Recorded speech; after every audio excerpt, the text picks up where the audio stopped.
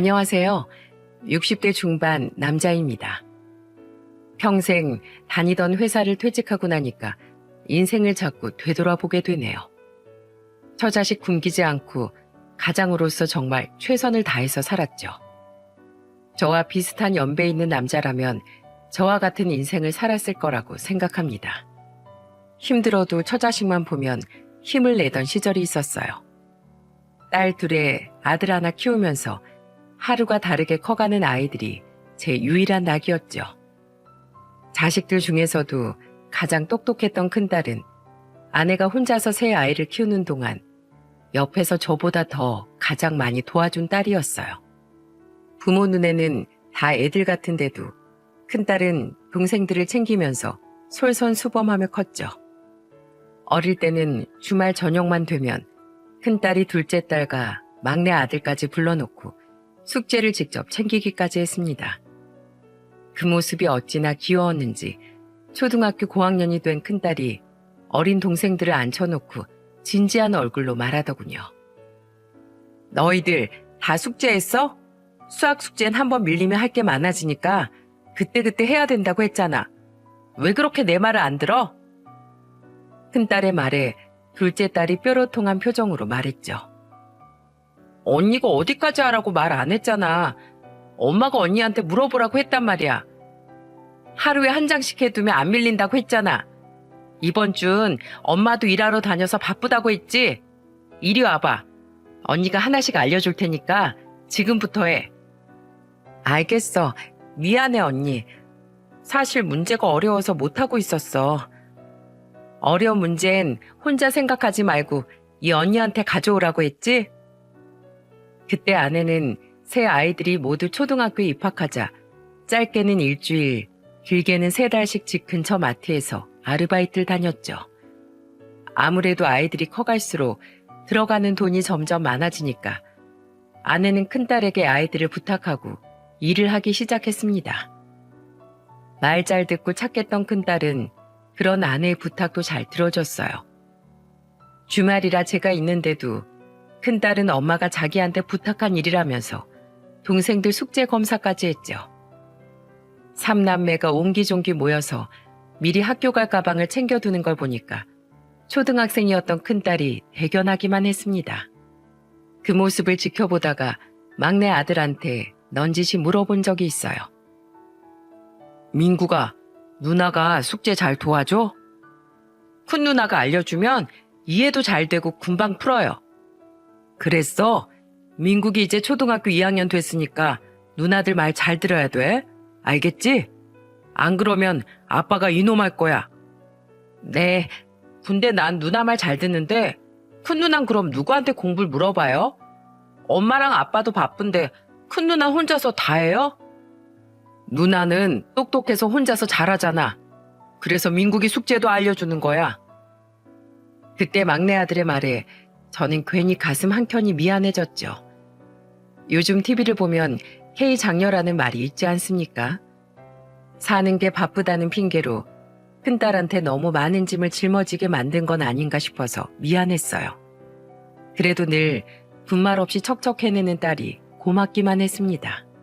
하지만 골무면 언젠가 터진다고 큰딸한테도 사춘기가 찾아온 거죠. 그쯤이 큰딸이 중학교 2학년 때쯤 됐을 때였던 것 같네요. 아내도 저도 먹고 살기 지쳐있던 때라 큰딸한테 많은 의지를 했던 것 같습니다. 그저 알아서 잘 해주는 딸이니까 늘 부탁만 했던 거죠. 그걸 전혀 모르고 있던 저와 아내는 어느 날 방문을 잠그고 한참을 나오지 않던 큰딸을 보고 알게 됐어요.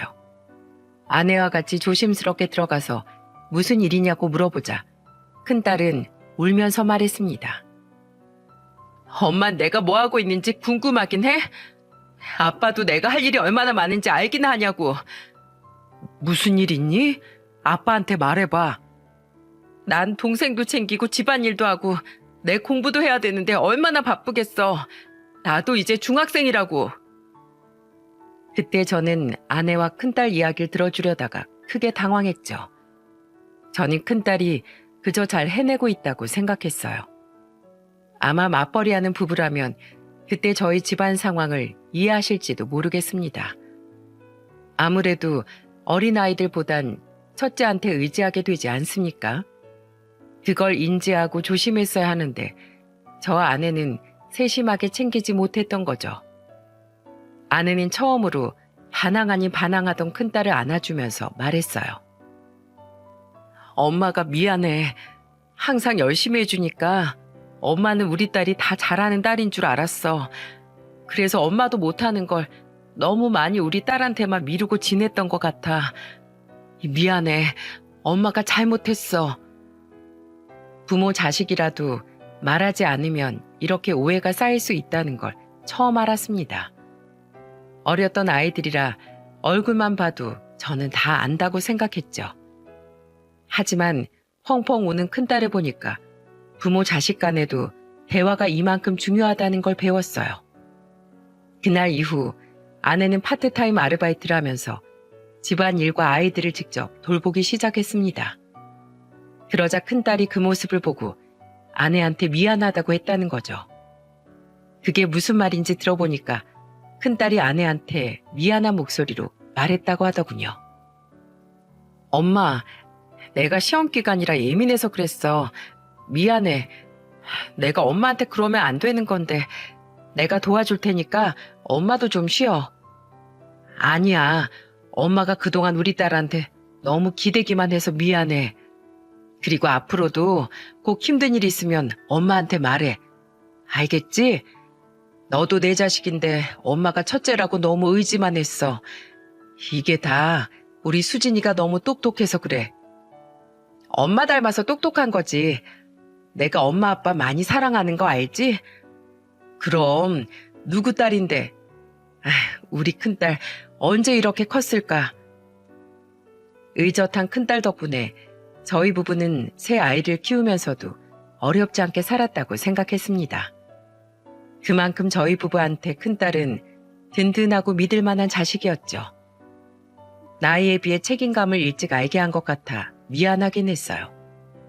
그래도 삼남매가 다 크고 나니까 둘째 딸과 막내 아들도 큰딸이 얼마나 든든했던 첫째였는지 알고 있었습니다. 자식들이 사회생활을 시작하고 나서는 5 식구가 한자리에 모이는 게 힘들었죠. 그러다 아내의 생일날 5 식구가 어렵게 한자리에 모였던 적이 있었어요. 그때 둘째 딸이 장난스럽게 말했습니다. 식구들 다 언제 한번 모이나 했는데 드디어 다 모였네. 이렇게 모이니까 옛날 생각난다. 우리 어릴 때 언니가 엄마 대신 밥도 챙겨주고 그랬는데 그때는 엄마 아빠 출근하면 완전 언니가 혼자서 척척 밥도 차려줬었어. 거의 엄마 대신이었다니까? 둘째의 말에 막내 아들도 맞장구를 치면서 말했어요. 그때 내가 밥 안 먹겠다고 투정 부리면 큰 누나가 계란 후라이도 해줬는데. 그때 큰딸이 무언가 떠오른 듯 아들을 보면서 소리치며 말했죠. 내가 그때 너 때문에 손등에 기름 튀어서 화상도 입었잖아. 너 그거 기억은 나? 그럼 기억하지. 내가 그래서 누나 잘 때 맨날 약도 발라줬잖아. 이 정도면 내가 아주 막내 먹이고 입혀서 키웠네. 그치 엄마? 나 진짜 동생들 돌보면서 힘들었어. 그러자 아내는 큰딸을 보면서 미안한 표정으로 말했어요. 그래, 오늘 내 생일 아니고 네 생일 해라. 그래도 큰딸 덕분에 이만큼 잘 살았지. 너 없었으면 엄마 아빠가 밖에서 어떻게 일했겠어. 다 너희들 잘 봐주는 큰딸 믿고 나가서 돈 벌어온 거야. 싸우지도 않고 서로 우애 좋게 잘 자라줘서 고맙다. 아내의 말에 삼남매는 눈물을 글썽거렸죠. 그리고 큰딸이 동생들을 대신해서 말했습니다. 그래도 엄마 아빠 덕분에 저희 이만큼 큰 거잖아요. 엄마 아빠 정말 감사해요. 우리 앞으로도 이렇게 5 식구 똘똘 뭉쳐서 살면 더 잘 살 거예요. 그래, 엄마는 너희들 이렇게 잘 커준 것만으로도 더 바랄 게 없어. 그러니까 지금처럼 아프지 말고 다들 행복하게 살자. 나이가 들수록 돈독해지는 가족들을 보고 있으면 저는 인생 참 잘 살았다 싶었죠. 그리고 이렇게 잘 큰 내 자식들이 어떤 가정을 꾸리게 될지도 궁금했어요. 그렇게 제가 은퇴를 1년 앞둔 때 큰딸이 결혼할 사람이 있다면서 인사를 온다는 겁니다. 워낙 자기 얘긴 잘 안 하는 큰딸이라서 만나고 있는 사람이 있는지도 몰랐죠. 갑작스러운 말에 당황했지만 그래도 큰딸이 집에 데리고 올 정도면 믿음직스러운 사람이라고 생각했어요. 둘째 딸과 막내 아들은 저와 아내한테 미주알 고주알 다 얘기하는 성격이었지만 큰딸은 달랐습니다. 밝고 쾌활한 성격이긴 했지만 정작 깊은 속 얘긴 잘 터놓지 않았죠. 삼남매가 다 같이 커도 성격이 같을 수 없으니까 그냥 각자 성격이겠거니 했어요. 그래서 저와 아내는 그저 큰딸의 선택을 믿고 존중했던 겁니다. 큰딸이 처음으로 사위를 데려왔을 때는 인상도 괜찮고 성격도 서글서글했죠. 대기업에 재직 중이었던 딸은 같은 회사에 다니고 있던 사위와 연애를 하고 있던 거예요. 둘 다 나이가 있으니까 결혼까지 이어지게 된 겁니다. 그때 사위는 처음 저희 집에 인사 왔을 때 잔뜩 긴장한 얼굴로 저한테 어색하게 인사를 했죠. 안녕하십니까. 저는 수진이 남자친구 김병철이라고 합니다. 그래, 반갑네. 너무 긴장할 거 없어. 편하게 앉아. 제가 이렇게 어른을 뵙고 인사드리는 게 처음이라 너무 긴장이 되네요. 우리도 이런 자린 처음이야. 서로 처음인데 편하게 대화하자고. 네. 그리고 이건 소고기인데 가족들 다 모여서 같이 먹으면 좋을 것 같아서 사왔어요. 뭐 이런 걸 준비했어. 맛있는 건 다 같이 먹어야 하니까 자네도 또 놀러 오게. 초대해 주시면 한 걸음에 달려오겠습니다. 불러만 주세요. 장난스러운 말에도 넉살 좋게 대답하는 사위의 첫인상은 나쁘지 않았죠. 게다가 딸과 같은 대기업에 다니고 있다니까 마음에 들기도 했습니다.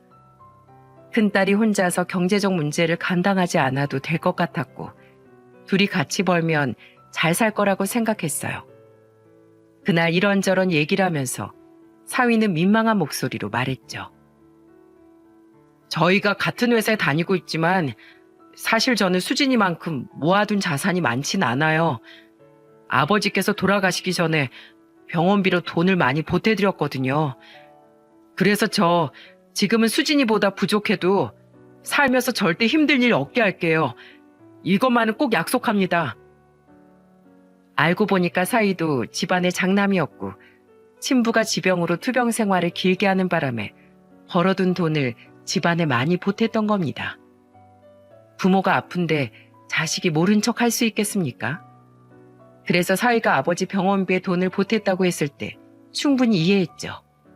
그런 사위의 모습을 보고 큰딸도 저와 비슷한 생각을 했던 것 같았어요. 그래서 저는 고개 숙인 사위를 보면서 다독이듯이 말했습니다. 자식이 부모 아프면 당연한 거지. 그런 건 전혀 문제가 아니야. 오히려 자네가 아버지 아픈데도 모른 척 했다면 난 더 실망했을 거야. 돈에 너무 얽매이지 마. 내가 처자식 먹이고 입히면서 살아보니까 돈보다 더 중요한 게 가족 간의 믿음과 정이야. 그리고 10개를 지고 결혼해도 살다 보면 다 사라지는 게 결혼이니까 앞으로 어떻게 살지 그 고민을 해. 감사합니다. 아버지가 오래 투병해서 저도 힘들었어요. 그나마 제가 집안의 보탬이 되니까 다행이라고 생각하고 살았어요. 근데 수진이 만나고 점점 결혼에 대해 생각해보니까 제가 너무 볼품없는 게 싫었습니다. 못난 절 이렇게 좋게 봐주셔서 감사해요. 제가 정말 잘하겠습니다. 볼품없긴 뭐가 볼품없어. 먼저 떠난 사돈이 아들을 아주 훌륭하게 키우셨네. 분명히 하늘에서 흐뭇하게 보실 거야. 눈물까지 흘리면서 말하는 사위를 보니까 참 찡했죠. 요즘은 부모가 아파도 눈 하나 꿈쩍 안 하는 자식들도 태반이라는데 사위의 효심이 보기 좋게만 보였어요. 그렇게 사위와 많은 대화를 나누게 됐습니다. 그 후 사위가 떠나고 큰딸은 저와 아내한테 진지한 목소리로 말했죠. 결혼할 땐 우선 각자 있는 돈으로 형편껏 시작하기로 했어요. 저 사람 가진 건 별로 없어도 마음만큼은 누구보다 좋은 사람이에요. 살면서 힘든 일 많을 텐데 그때마다 제가 많이 의지할 수 있을 것 같아요. 회사 다니면서도 제가 많이 의지했어요. 큰딸이 누군가에게 의지를 했었다는 말을 들으니까 아내는 크게 놀란 눈치였어요. 그리고 그 말에 큰딸 손을 잡으면서 아내는 진지한 목소리로 말했습니다. 네가 어떤 성격인지 내가 제일 잘 아는데 네가 의지했다고 하면 나는 대찬성이야. 앞으로는 혼자서 다 이고지고 살지 말고 좋은 사람 만나서 걱정도 나누고 살아. 알겠지? 난 우리 딸이 고른 남자 믿어. 엄마, 저 정말 잘 살게요. 나도 이젠 의지하고 마음 터놓고 살고 싶어요. 부족한 이 엄마 만나서 마음 많이 힘들었지? 너는 아마 잘 살 거야. 그러니까 행복하게 살아. 그때 큰딸이 믿고 의지할 만한 사람이라는 말에 저는 사위를 믿었죠.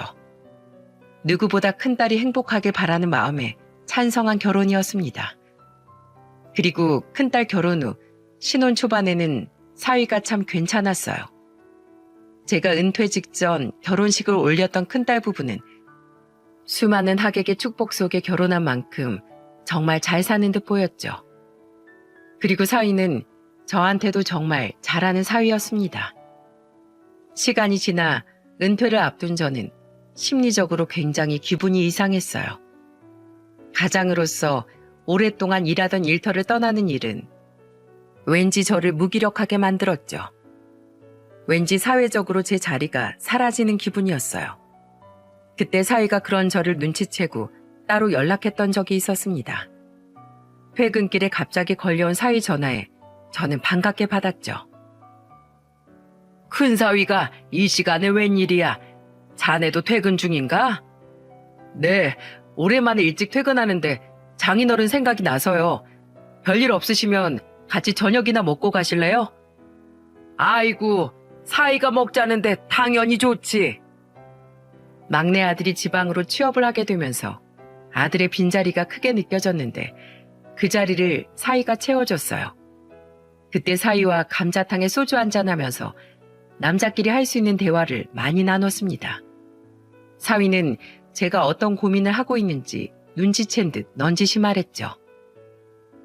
저희 팀 부장님께서 내년에 은퇴를 하신대요. 그래도 같이 일한 시간이 있어서 그런지 아쉽더라고요. 회사를 떠나는 사람이나 남는 사람이나 싱숭생숭하기 마찬가지겠죠. 아버님은 좀 어떠세요? 아유, 나도 똑같지. 여기서만 30년 정도 일했는데 이렇게 나가야 한다니까 아쉽기도 하고 아직 마음은 청춘인데 나이가 들어서 대체 뭘 더 해야 될까 모르겠네. 걱정 마세요.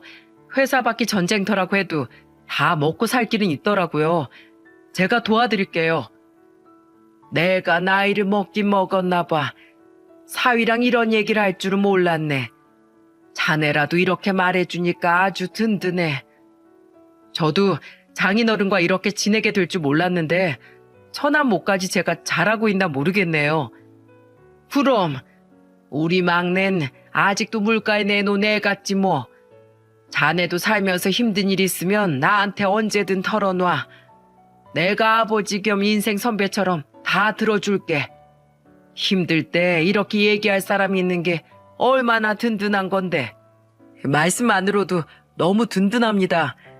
아버님도 제가 있으니까 너무 기죽지 마세요. 제가 항상 응원하고 있습니다. 그리고 정말 수고 많으셨어요. 그러니까 이제는 쉬엄쉬엄 편히 지내세요. 저도 곁에서 많이 도와드릴게요. 속 깊은 사이 덕분에 인생의 가장 혼란스럽던 시기도 잘 넘길 수 있었죠. 사위가 이렇게까지 처가를 생각해 주는데 미울 수가 있겠습니까? 그렇게 저는 사위의 위로와 응원 속에 오래 일한 회사를 좋게 은퇴까지 했어요. 그 후 큰딸이 임신했다는 기쁜 소식이 들려왔습니다. 그리고 그 무렵 둘째 딸도 결혼 준비를 하고 있었죠. 집안에 격경사가 들려올수록 저는 어깨가 무거워졌습니다. 친손주라도 태어나면 용돈이라도 쥐어줘야 할 테고 둘째 딸 결혼하는데 몇 푼이라도 도와주고 싶었어요. 그렇다고 퇴직하면서 받은 돈을 쓰기에는 저희 부부 노후가 걱정이었죠. 그래서 저는 그때부터 대리기사 일을 시작하게 됐습니다.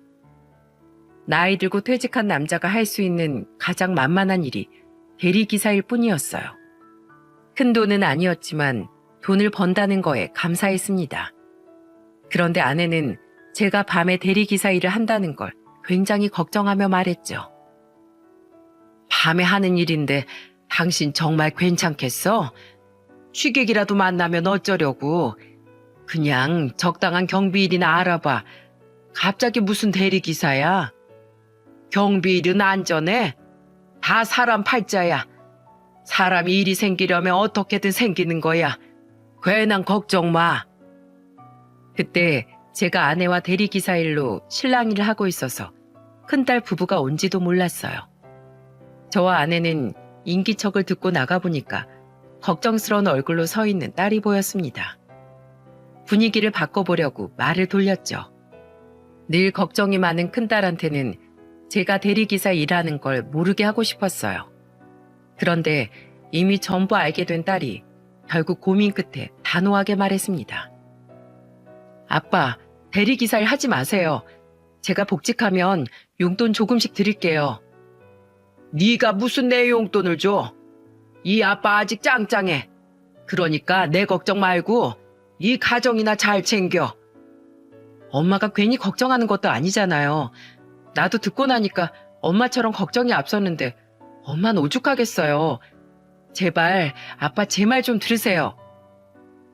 큰딸은 저한테 대리기사 일을 하지 말라면서 반대했죠. 하지만 부모가 자식한테 용돈 받는 건 편하겠습니까? 그때 옆에서 제 편을 들면서 나서준 사람이 사위였습니다. 사위는 저를 걱정 가득한 목소리로 말리던 딸을 설득하면서 말했어요. 여보, 아버님 인생인데 응원해 드려야지. 우리 아버지도 건강 안 좋으실 때 일 못하는 걸 제일 못 견뎌 하셨어. 사람마다 인생에 중요한 게 있는 거잖아. 그래도 60 넘은 아빠가 대리기사 일을 어떻게 해. 생각만 해도 힘들 것 같아서 그렇지. 아니야. 오히려 일 못해서 병나는 사람도 있어. 그렇죠, 아버님? 사위가 딸을 설득하면서 저한테 되물었죠. 그때 저는 이때가 기회다 싶어서 맞장구를 치면서 말했어요. 그럼 난 일 못하면 몸이 근질근질해. 그러니까 우리 큰딸이 이 아빠를 좀 이해해줘. 요즘은 옛날이랑 달라. 지금 60대는 한창이라고. 아무 걱정 마. 내 친구들도 나처럼 사는 사람 많아. 평생 사무실에만 갇혀 있다가 운전하면서 사람들도 만나고 여기저기 간다고 생각하니까 재밌어. 장인어른도 사무실에서만 일하셔서 지금 일이 새롭고 즐거우시죠? 여보, 들었지? 그러니까 우리가 아버님 응원해드리자. 자주 안부 전화 드리면서 지내면 되잖아. 그때 큰딸은 사위의 말에 한숨을 내쉬면서 말했습니다. 아빠, 좀 하시다가 힘들면 꼭 그만두세요. 제가 도와드릴 테니까 아무 걱정 마시고요. 알겠죠? 그래. 내가 아주 딸 덕분에 든든하다. 너는 몸조리나 잘해. 이 아빠 걱정 말고. 아빠가 밤에 나가서 일한다는데 제가 안심하겠어요? 다 제가 부족해서 그런 것 같아요. 아니야. 사람은 원래 일을 해야 사는 거야. 이렇게 기특한 딸의 사이까지 있어서 내가 아주 부자가 된 것 같네. 저를 걱정해주는 사위와 딸을 보니까 인생 헛살진 않았구나 싶었어요. 그렇게 둘째 딸 결혼식도 축복 속에 올리고 큰딸도 건강한 딸을 출산했습니다. 막내 아들도 지방에 취업한 후 잘 지내는 것 같아서 이만하면 괜찮은 인생이다 싶었죠. 저도 처음에는 밤낮이 바뀐 삶이 힘들었지만 적응하니까 사람들도 만나면서 대화도 하니까 할만했어요. 그렇게 손녀딸이 2살이 됐을 무렵부터 큰딸 부부가 이상하다는 걸 느끼게 됐습니다. 딸이 둘째를 임신했을 때였는데 딸이 왠지 예전과 달라 보였죠. 처음에는 임신해서 딸 성격이 바뀐 건가 싶었어요. 한 번은 2살 손녀를 혼자 돌보던 딸이 피곤하다면서 저희 집으로 온 겁니다. 그때 아내는 의아한 표정으로 큰딸을 보면서 물었죠. 주말인데 이 서방은 뭐하고 너 혼자 애를 봐. 홀몸도 아닌데 어떻게 보려고. 출근했어. 요즘 회사 일이 바쁜가 봐. 일이 바빠도 그렇지. 아내가 임신해서 몸이 무거운데 옆에 좀 있어주지. 아무리 돈이 중요해도 챙길 거 챙겨야지. 둘째까지 태어나면 돈 들어갈 일 많잖아. 그래서 내가 그냥 주말에 일 있으면 특근 수당이라도 챙기게 출근하라고 했어. 밥도 회사에서 주는데 잘 됐지 뭐. 예전엔 안 그러던 큰딸이 계속 돈돈거리는 모습이 낯설었습니다. 그래서 저는 아내와 셋이 대화하다가 잠시 아내가 자리에 없을 때 딸한테 조심스럽게 물었죠. 혹시 너 요즘 돈으로 골치 썩는 일 있어? 아빠가 좀 도와줄까? 아니에요. 엄마가 물어보시니까 그냥 둘러댄 거예요. 아빠 앞에서 내가 무슨 말을 못하겠네. 네가 워낙 고민 생겨도 말을 안 하니까 눈치껏 맞춰보려고 한 거지. 이서방이 속 썩히면 꼭 아빠한테 말해. 아무리 예쁜 사이라도 내 새끼 눈에 눈물 내면 얄짤 없어. 그 사람이 그럴 사람이에요? 아니야. 요새 정말로 회사 일이 바빠서 그래요. 야근도 많아서 평일에도 정신 없는데요, 뭘. 그럼 됐어. 혹시라도 혼자 유민이 보기 힘들면 집으로 오고. 걱정 마요. 아빠나 운전 조심하시고 끼니도 거르지 말고 잘 챙기세요. 그때 큰딸의 말에 정말 별일이 없다고 생각했어요. 그래도 워낙 속을 알 수 없던 딸이라서 시간이 되면 사위한테 물어봐야겠다 싶었죠. 그동안 사위와 잦은 연락을 주고받으면서 많이 가까워졌던 때였습니다. 그래서 사위와 연락하고 지내는 일이 어려운 일이 아니었어요. 그래서 며칠 뒤 출근하던 길에 사위한테 전화를 했죠. 한동안 사위가 바쁘다면서 전화 연결이 어려웠는데 그날도 사위와 어렵게 전화가 연결됐어요. 저는 오랜만에 전화가 된 사위한테 넌지시 물었습니다. 요즘 많이 바쁜가? 통 연락도 안 되고 집에도 안 와서 사위 얼굴 다 까먹겠어. 아, 제가 바빠서요. 그런데 왜요? 용건 있으세요?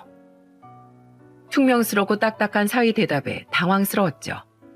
저는 그런 사위한테 당황하긴 했지만 침착하게 물었습니다. 뭐 꼭 용건이 있어서 연락하나? 저번에 우리 딸이 왔었는데 힘들어 보이길래 자네가 옆에서 좀 봐달라고. 제가 이런 말 안 하려고 했는데 저도 힘들어요. 요새 제가 얼마나 바쁜 줄이나 아세요? 지금 이렇게 아버님 전화도 부담스럽고 힘들다고요. 제가 지금 피곤하니까 다음에 연락드릴게요. 그때 사위의 차가운 목소리에 저는 황당하기만 했죠. 혹시 둘이 부부싸움이라도 한 건가 싶었어요. 그래서 더 이상 사위한테 긴 말하지 않고 전화를 끊었습니다. 평소 사위는 저한테 시시콜콜한 전화를 자주 하던 사위였죠. 보통 전화를 하면 늘 이런 대화들이었어요. 오늘은 낮에도 엄청 덥더니 저녁에도 열대야래요. 아버님 출근하실 때 시원한 물이라도 챙겨가세요. 지금 어디쯤이세요? 늦게 퇴근했는데 혹시 아버님 근처에 계시면 제가 커피라도 한 잔 사드릴게요. 쉬엄쉬엄 하세요. 건강이 재산인데 아버님 아프시면 어떡해요. 너무 무리하지 마세요. 이런 시시콜콜한 통화도 자주 하던 사위라 그날은 저도 많이 당황했습니다. 그래서 괜히 불편한 마음으로 일을 하던 중에 새벽에 퇴근하는데 사위한테 전화가 걸려왔죠. 사위는 술을 한 잔 마셨는지 저한테 사과를 하며 말했어요. 장인어른, 죄송합니다. 제가 둘째가 생겨서 그런지 너무 힘들어서 그랬어요. 저 정말 못났죠? 그래, 아무리 걱정이 많아도 그렇지 어떻게 그런 말을 해. 나도 자네만 모르는 거 아니야. 나도 다 지나온 길이라 충분히 알아.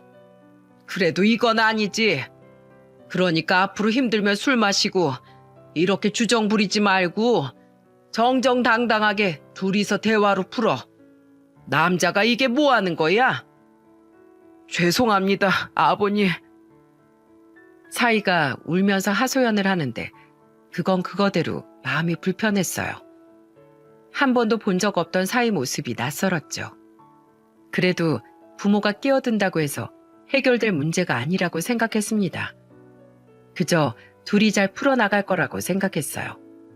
하지만 제 생각과 달리 큰딸은 많이 힘들었던 모양이었죠. 결혼 5년 만에 잘 살고 있다고 생각한 딸이 갑자기 쓰러졌다는 연락을 받게 된 겁니다. 사위의 다급한 전화에 저는 아내와 응급실로 달려갔어요. 저희가 가니까 사위가 울면서 어떤 상황이었는지 말했죠. 제가 집에 와보니까 화장실에 쓰러져 있었어요. 급하게 병원으로 옮겼는데 골든타임을 이미 넘겼대요. 어떡해요? 뭐야? 그럼 내 딸은 이게 무슨 일이야? 임신한 딸이 빈혈로 쓰러지면서 뇌 산소 부족으로 뇌 손상을 입으면서 의식 불명 상태에 빠진 겁니다. 저는 하늘이 무너지는 것 같았어요. 게다가 임신한 상태였던 딸의 뱃속에 있던 아이는 이미 세상을 떠난 뒤였죠. 그 사실을 들은 사위는 아직 세상에 빛도 못 본 아이를 떠나 보내게 된 겁니다. 몸을 가누기 힘들 만큼 우는 사위를 안아주면서 같이 울었어요. 그 후 의식 불명에 빠진 딸은 치료 후 응급실에서 병실로 옮겨졌죠. 그때부터는 정말 시간과의 싸움이었습니다. 아무래도 사위 혼자 어린 손녀와 아픈 딸까지 돌보긴 힘들어 보였어요.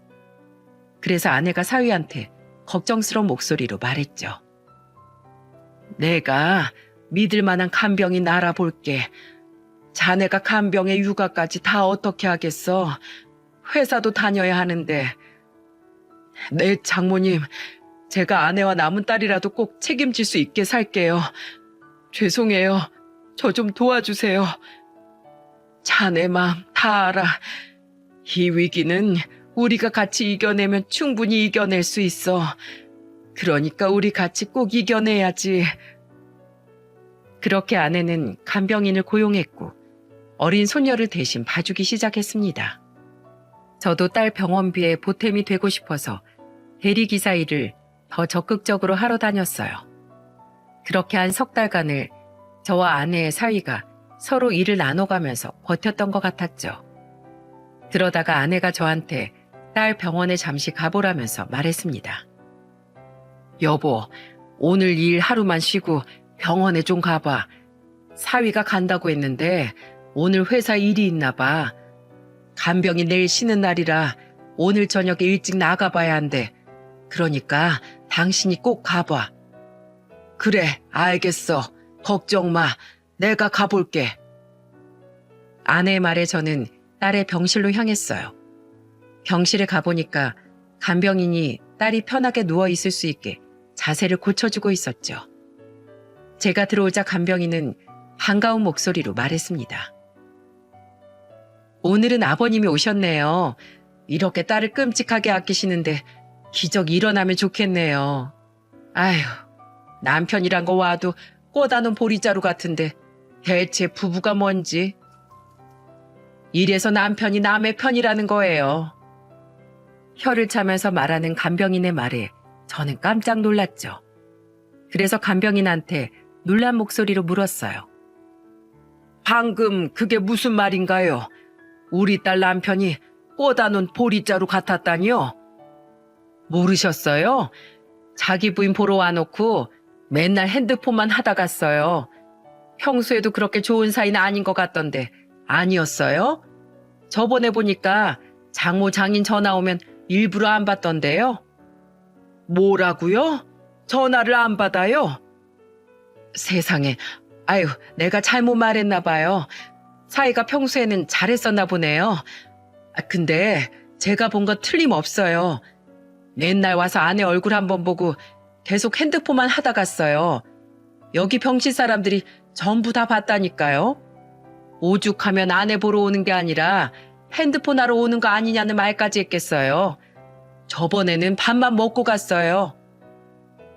저는 간병인의 말에 놀라고 말았습니다. 그래서 그날 저녁 늦게 병실로 오는 사위를 보고 화가 치밀었어요. 긴 병에 효자 없다는 말도 있다는 걸 알지만 어떻게 우릴 깜쪽같이 속이고 이중생활을 했는지 기가 막혔죠. 그래서 저한테 아무 일 없다는 듯 인사하는 사위를 병실 밖으로 불러냈습니다. 그리고 어리둥절한 표정으로 따라 나온 사위를 보고 소리쳤어요. 자네, 내 딸 걱정은 하는 거 맞나? 당연하죠. 하루빨리 깨어나길 얼마나 기다리는데요. 그런 사람이 와서 핸드폰만 하다가 저번에 나의 밥만 먹고 갔다면서 어떻게 내 딸한테 그럴 수가 있나? 우리가 평생 모를 줄 알았어? 제 말에 사위는 깜짝 놀란 표정을 지었습니다. 그러더니 제가 호통을 치자 갑자기 다 망연자실한 표정으로 무릎을 꿇었죠. 그러더니 오열을 하면서 저한테 매달리며 말했어요. 아버님, 저 사실 너무 힘듭니다. 저 좀 놓아주시면 안 될까요? 결혼 전엔 아버지 병수발 들고 이제는 아내 병수발까지 드는 거 못하겠어요. 너무 힘들고 부담스러워요. 제가 아이는 잘 키울게요. 그러니까 아버님은 아버님 딸만 잘 키워주세요. 제가 이렇게 부탁하겠습니다. 뭐야? 자네가 어떻게 그럴 수가 있나? 4살 된 딸만 자네 딸이고 내 딸은 버리겠다는 거야? 어차피 제가 옆에 있다고 일어나는 것도 아니잖아요. 저 정말 너무 힘들어요. 제발 살려주세요. 제가 이렇게 빌게요. 자기 좀 제발 놓아달라면서 애걸복걸하면서 비는 모습을 보니까 저는 화가 났죠.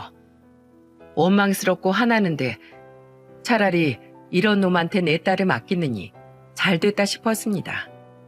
이렇게 의리도 없고 자기만 살겠다고 튀는 놈을 뭘 믿고 딸을 부탁하겠습니까? 그리고 그때 사위가 힘들 수밖에 없던 게 사부인도 투병 중이라 힘들 수밖에 없었어요. 그래도 이런 상황일수록 서로 힘을 줘야 이겨내야 된다고 생각했습니다. 하지만 가슴이 찢기는 고통을 참으면서 사위를 보내줄 수밖에 없었죠. 부디 손녀라도 친아버지 사랑을 받으면서 잘 크길 바라는 마음이었어요. 그때 아내도 사위의 모습에 배신감을 느끼고 가슴을 치며 통곡했습니다. 하지만 딸이 혹시라도 깨어난다면 저런 사위놈이 옆에 있는 게 더 참을 수 없을 것 같아 결국 갈라서게 됐어요. 이 결정이 모두를 위한 거라고 생각했죠. 무엇보다 손녀딸이 친아빠의 사랑을 받으면서 크는 게 더 좋을 거라고 믿은 겁니다. 하지만 몇 달 뒤 사위와 같이 찾아온 손녀딸 상태를 보고 저와 아내는 분노를 숨길 수가 없었어요. 그때 사위가 손녀 짐까지 챙겨와 저한테 어떤 부탁을 했는 줄 아십니까? 아버님, 저 결혼할 사람이 생겼어요. 그래서 유민이는 제가 키우기 힘들 것 같습니다. 아버님 손주이기도 하니까 아버님이 좀 키워주세요. 혹시라도 아내가 깨어나면 옆에 친딸이 있는 게 더 좋을 거예요. 뭐야? 이놈의 자식이 뭐라고 짓거리는 거야? 아버님이 못 키우겠다고 하시면 유민이 고아원에 보낼 수밖에 없어요. 네가 어떻게 이럴 수가 있어? 내 딸 떠나고 싶다고 해서 그러라 했더니 이젠 뭐 손주까지 버린다고? 네가 사람이야? 저 자식 다 버리고 혼자 얼마나 잘 살 것 같아. 저도 제 인생 살아야 될 거 아니에요. 그때 자기 인생 살아야 된다고 하는 사위의 말에 저는 사위 뺨을 쳤습니다. 세상에 이게 자식 둔 부모가 할 소리입니까? 그런데 제가 뺨을 때리니까 사위가 당당하게 말하더군요. 차라리 치세요. 그냥 절 때려주세요. 그런데 친손녀 고아원에서 자라는 거 싫으면 지금 잘 결정하세요.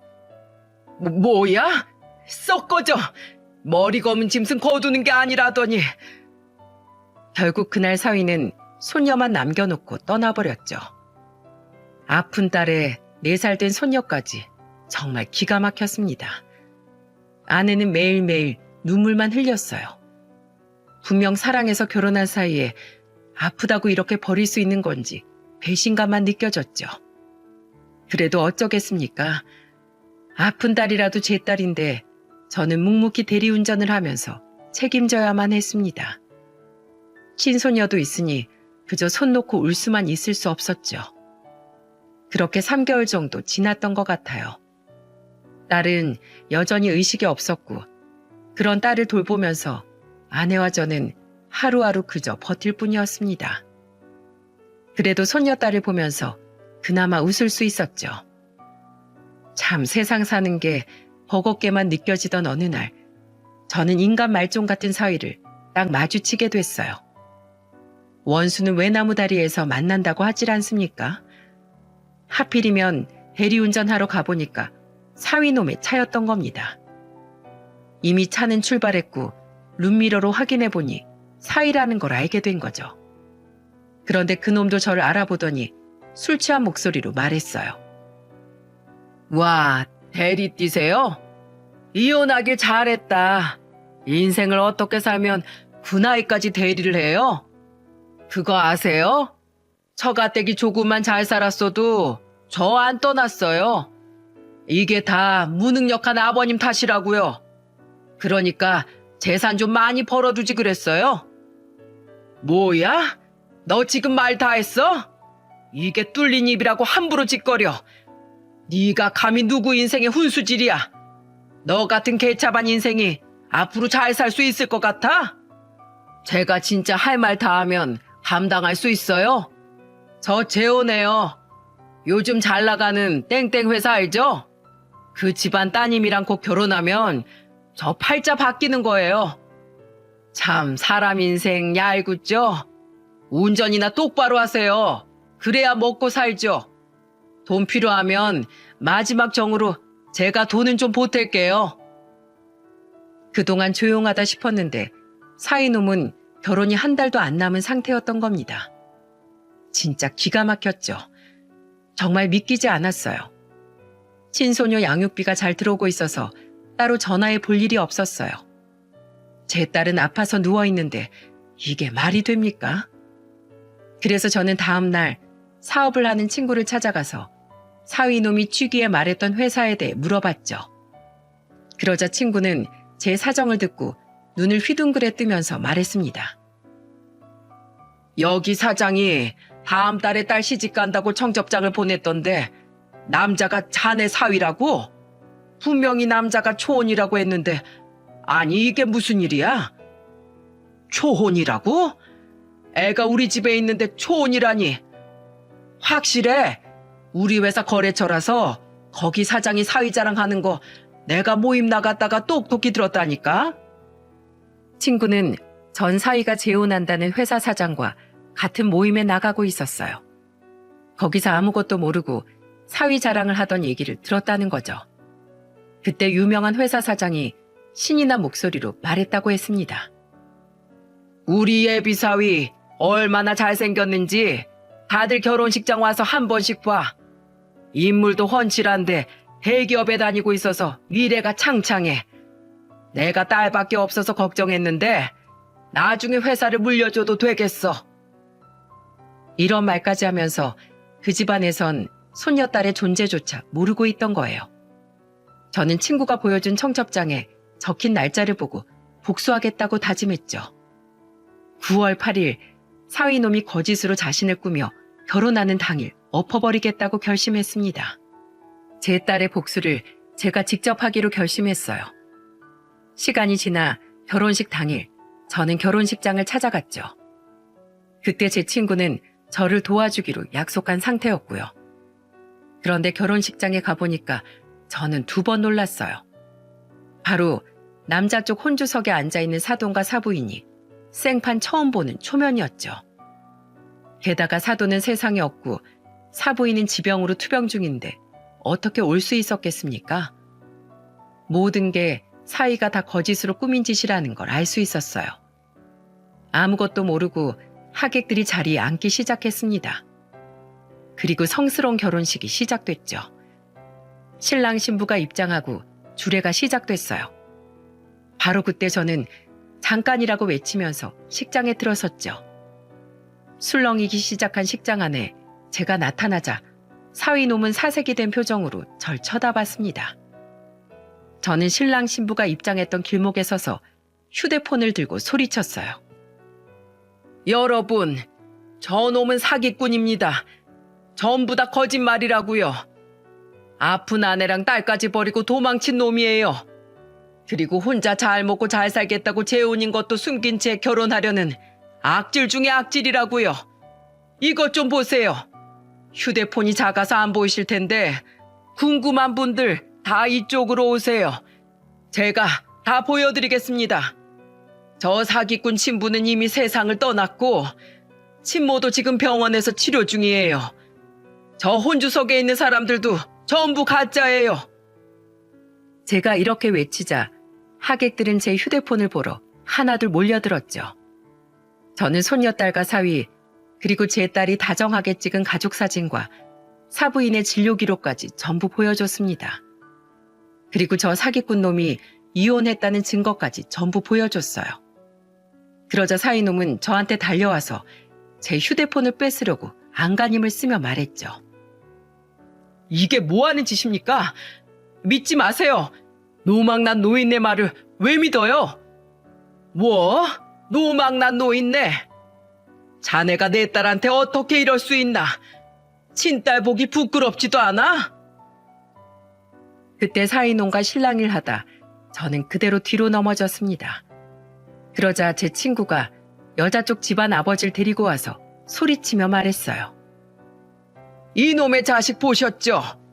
제 친구가 그동안 아들처럼 아끼던 사위한테 이 꼴을 당했습니다.